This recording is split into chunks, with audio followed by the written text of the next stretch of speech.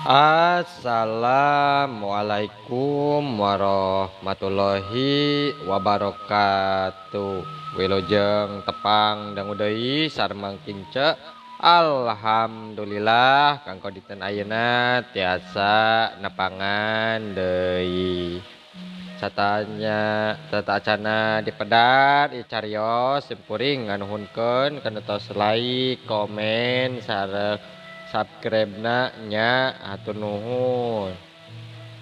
Atuh di mana wae ayeuna mugia dipaparinan kasehatan sareng digampilkeun dina milari rezekina amin. Masih nyarioskeun akibat muja ka jurig bagian ka 17-nya ye karya Mang Nyalira sanaos basajan oge atuh mudah-mudahan wae janten hiburan. Kumaha lajengna icarios mangga urang kawita.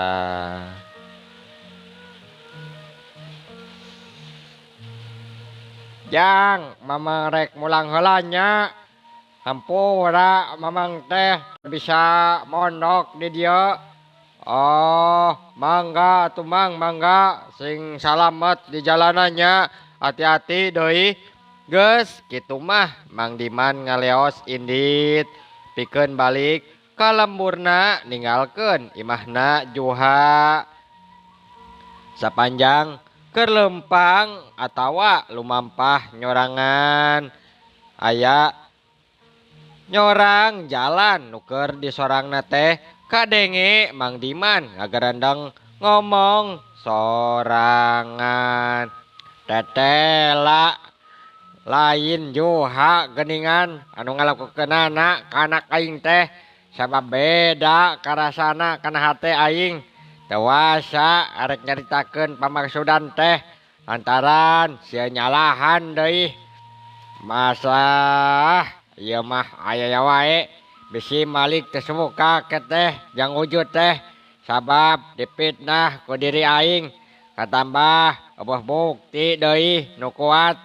Jadi bingung tebang hitung tong doh. Kieu carana mah yeuh kudu kumaha bepetaheun aing teh nya. Bingung kieu mah ceuk Mang Diman nu kakeunaan ku sihirna Juha antukna jadi bingung sorangan mikiran kaayaan.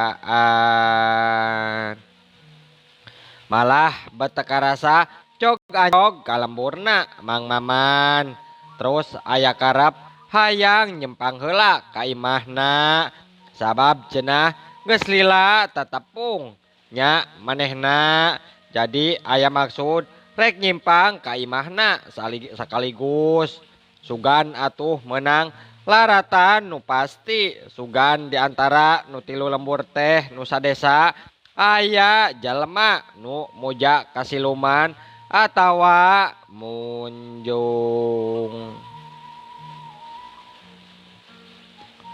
jeung tukang ngawadalkeun budak sabab keukeuh wae Mang Diman teh boga kayakinan anakna aya nu ngawadalkeun keur mah memang nya aya nu ngawadalkeun ngan can nyaho atuh saha sahana nu ngajadikeun Mang Diman teu boga bukti nu kuat jadi bingung dina nangtukeun sikep tapi dina keur kitu Mang Diman ngadedak ceulina rancung ngadenge aya sora anu ngageblig lempangna dina lengkahna nu panjang tarik sora nimbulkeun geteran kana lemah nu keur ditincakna ku Mang Diman harita nya disusul ku sora aki-aki nu menta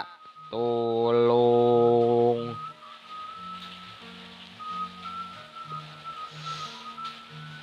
Geblig sora datangna ti belah kaler malah eta sora teh dipirig kusora anjing nu babaung ti kajauhan jeung seorna angin nu ngagelebug meni seah duka kunaon tina rasa keeng bet timbul rasa kapanasaran nah aya sora anaon nu ngageblig harita da sora nama puguh jauh pisan ti patempatan teh tapi Mang Diman mangsa neangan sora tewani sabarangan nebongkeun diri sabab manehna sieun nya antuk namah bari kukurubutan dinu buni bari nyumputkeun diri.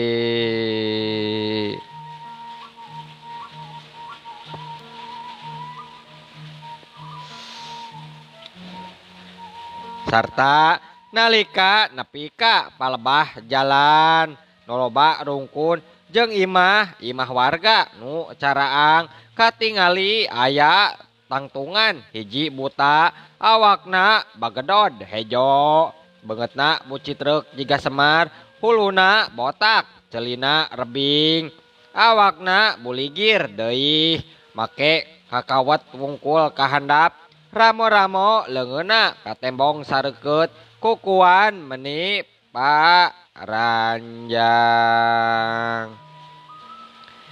nya ningali kitu mah Mang Diman nempokeun ti tukang wae bari nyumput kahalangan kurungkun-rungkun bari awakna ngabri gidig jiga nu paranas tiris nya tuurna ge nyorocot deui laleuleus hampir ngagedebru labuh lantaran sawan ningali aya makhluk meni gede pisan geuning nyatana mah buta hejo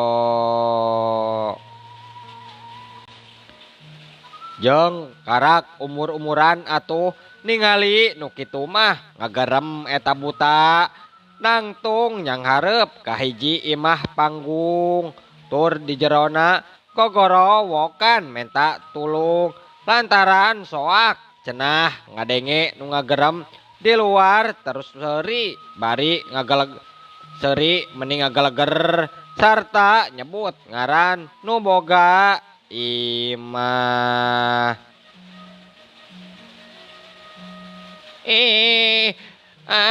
aya buta geuningan sieun tulung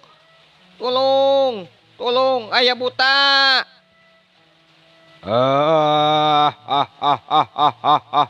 hei Aki Saleh keluar maneh sia ayo gerak keluar ieu dewek datang ya arek mencet hulu maneh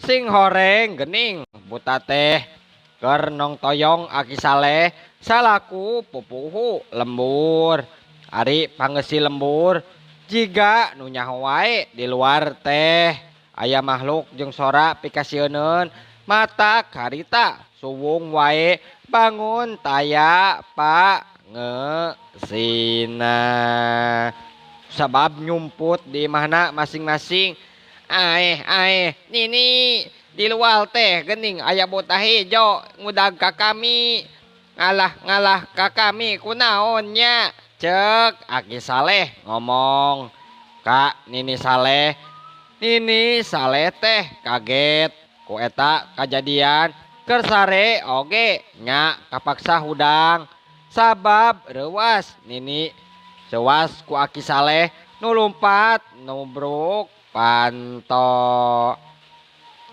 baluk diudag buta Aki teh atuh naon dosana Aki kasalahanana abahna yeuh nepi ka dialah-alah buta sagala kade Aki kade boa-boa tadi ngalah suluh di pasil aya nu ngabadug gitu ka Aki yeuh kudu sisingglal balina oge atuh kudu sisingglal cek gini Saleh hari wangeun bisi Aki Saleh teh ngabadug jurig bari teu amitan heula anu ngagege di tempat nalika manehna keur ngala suluh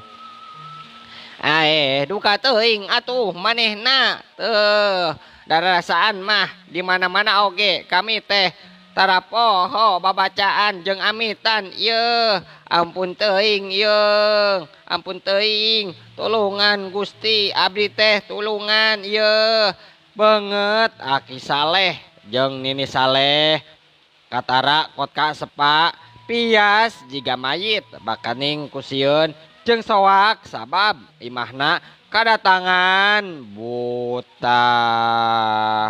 Hahaha. Ayo sia nyaneh doaan gerak keluar. Ieu imah erek diratakeun ku aing. Diratakeun sia.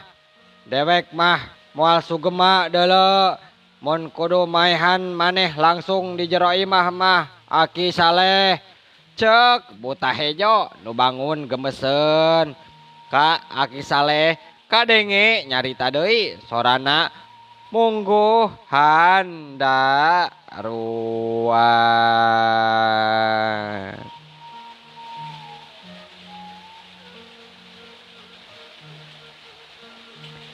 Tapi Aki Saleh teh ngawani-wanikeun maneh nembalan kana sora eta buta. Sakadang buta kami mah teboga salah ka anjeun teh teboga salah ieu leuwih hade kaditu gara nyingkah sing jauh ka Sabrang ka Palembang bari mawa kerupuk kaditu sing loba ka Palembang teh cek si Aki. Nah ari parat nyarita kitu eta buta kadenge deui ngagerem sarta ngangkat suhunan imahna Aki Saleh kudua leungeunna bangun hampangna keur jigana bae buta teh nafsueun. Hahaha kurang ajar sia Saleh ada ngusir ka aing teh maneh teh manusia gobah gap giriwil gitu geringannya. Awak Aki Saleh ku buta teh ngan ukur sagede peureup katinggalna jeung hampang dikepeul sabelah leungeunna teh nu meber meh sagede nyiru. Sedangkeun Nini Saleh mah teu kacaturkeun deui kumaha soakna nu jadi salaku dirawu ku eta buta langsung harita keneh inget teu inget di bumi alam. Aduh ampun sakadang buta lepaskeun dewek teh euy ulah dipaehan atuh sing kalunya ka dewek teh duh geus kolot kieu ampun buta ampun. Cek Aki Saleh ngalengis dikawatireun hayang dilepaskeun ku eta buta. Tapi buta teh teu bisa diolo pamaksudanana tetep ngalaksanakeun niatna hayang ngabinasa ka Aki Saleh. Da bisa manusia maneh memang kudu paeh ku aing deuleu dihakan sia ku aing hirup-hirup bongana sia batuani musik-musik katenangan hirup aing Aki Saleh.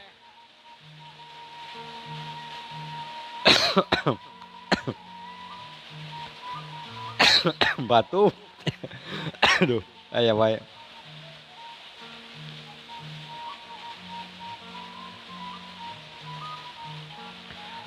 Hai Saleh, paparingkelan awak sia teh dipencet saku aing rek dihakan wae ata-ata. Cek eta buta nya awakna Aki Saleh teh piparingkelan waktu dipencet ku eta buta da teu dangah kaluhur sirahna bari calangap sirahna kaluhur sirahna bari calangap sungutna awak aki salih teh diangkat ka luhur terus dihuapkeun. Waas atuh sungut buta nu calangap meh sagede lawang sumur asup jelema tujuhaneun meureun jerit jerit aki saleh ngajerit tungtu nama les wae sora aki saleh teu kadenge deui. Tur saenggeus naon nu dipimaksudna hasil kadenge sora buta seuri handaruan terus ngaleos ninggalkeun eta tempatan. Mun seug jelema mah bungah meureun pamaksudana hasil nya ningali kitu Mang Diman nu tadi ngabandungan kana kajadian mungguh percaya mungguh moal percaya mun seug teu ningali langsung ku panonna sorangan. Imah aki salih teh coplok suhunanana dipindahkeun ku eta buta sarta panggeusi imahna diteureuy hirup.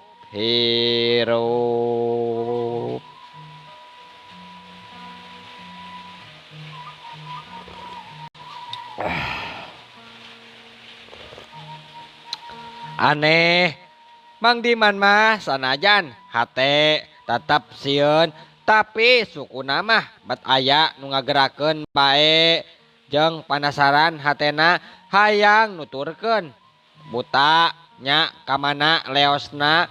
Mang Diman teu malire kana kaayaan wanci nu beuki peuting bae harita terus lempang nuturkeun lengkahna buta ti kaanggangan.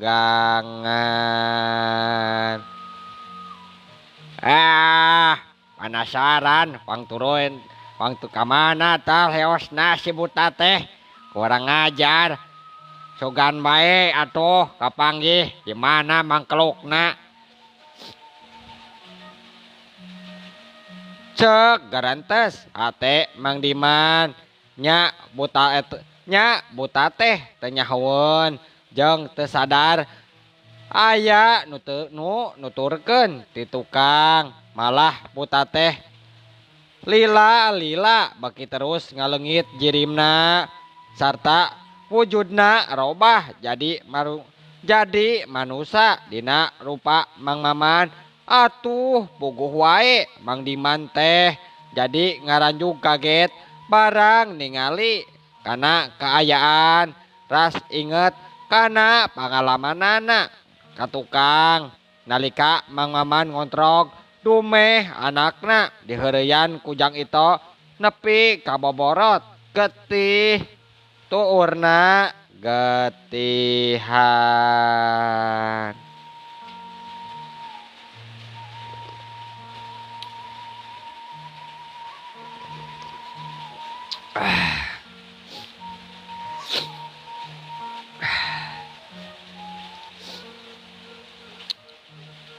Ingat kadinya mah Mang Diman jadi nafsu sabab pasti nu ngawadalkeun anakna teh moal saha deui Mang Maman jelemana lantaran bukti ayeuna geuning geus aya korban nya geus teu loba mikir panjang deui Mang Diman gancang wae gajeleng luncat tinu bala laju ngagabrug ka Mang Maman ti tukang ngajadikeun ngaranjug kaget sabab beheungna aya nu ngadengkek. Pasti sia mangkelukna nu geus ngawadalkeun anak aing teh rasakeun yeuh awalas ti aing ciuk jebrod puhu ceuli Mang Maman terus ditonjok ku Mang Diman sataker kebek. Aduh saha ieu teh kurang ajar maneh nanaonan ieu teh tepukuh jol-jol nenggelan kuring sagala cek Mang Maman bari guguring jalan harita siku leungeun katuhuna rikat mata nyendul hulu angen lawan atuh tumerapna lain seueul deui cengkraman kana beheung musuh kapaksa di lesotkeun siuk jekuk jekuk deui aduh aduh nyeri ampun ampun halah Mang Diman bari nyebut aduh dituturkeun ku awakna mayegeng ka tukang biwirna sumengir nahan ka nyeri gandingan anjeun Diman kunaon kalakuan teh jiga nu burung narajang ka kuring teu popogoh cek Mang Maman palsu memang seukeut batina sanajan kakarak tepung harita tapi langsung nyaho saha jalemana inget yang Mang Maman asli mah wawuh ka eta jalma setan sia setan teu kudu lebat tanya ha deuleu aing nyaho sia teh moja kabuta ha geuning moja ha sarta tukang numbalkeun nyawa batur sia mah kaasup anak aing ha anu kongsi ngajailan anak maneh si Asep anu rada gelo tah diwadalkeun ke maneh maotna deuleu dendam si laing teh Maman ka aing dendam cek Mang Diman panona jadi semu hurung lantaran ngagidir nafsu dirina yakin Mang Maman teh nungges ngawadalkeun anakna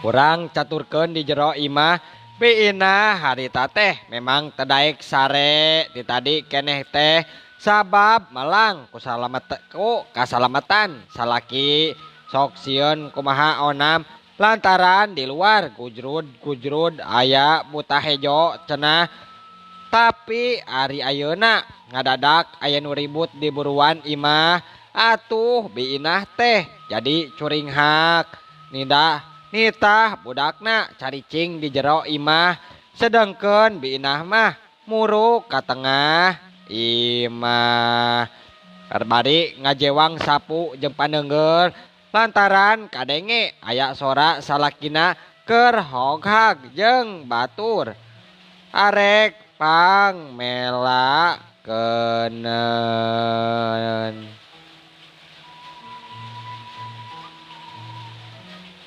tapi bina tewani keluar ti jero imah ngadon ngintip heula dina liang bilik nu molongo merhatikeun kaayaan di luar Kang Maman ngadon ribut jeung sahanya wah palang siang waboa bangsat nu arek unggah ka imah jero aing ka jero imah kitu ngan kaburu datang di halangan ku salaki aing cek biinah ngagarandang ngomong sorangan bari can sidik rupana Mang Diman mah sedangkeun di luar kadenge Mang Diman susumbar beungeutna euceuy ngembang wera ngan hanjakal teka ciri sabab kaayaan keur wanci peuting ukur sora untuna nu kakerot nahan ka nyeri